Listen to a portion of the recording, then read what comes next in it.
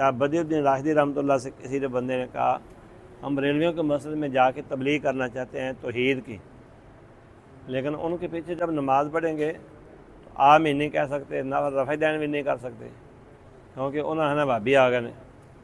असीं इत्थे गोलमोल जी पलीसी कर लेंगे आमीन ते रफ़ा दैन ते फिर असीं तबलीग करांदे खुश हो के। शाह साहब ने आख्या जायज़ नहीं। उन्हें जी वजह, उन्हें वजह ये कि तुसीं तां सुन्नत छड्ड दित्ती, आमीन वाले भी ते रफ़ा दैन वाले भी, उन्होंने पता नहीं उन्हें मुसलमान होना कि नहीं। तुसीं तां मुजरम बन गए।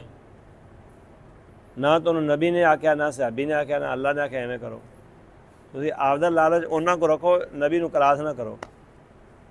तुसीं तां बिदअत सुन्नत छड्ड दित्ती, बिदअत विच दाखल हो गए ते उन्हां दी वारंटी दिंदे हो कि मुसलमान हो जांदे, तुहाडे कीदे आ जांदे। किसी नूं पता हैगा नहीं ये गल। मैं मुर्दो तुहानूं पता है कि उस सुन्नत नूं छड्डण तों बाद तुहानूं मौत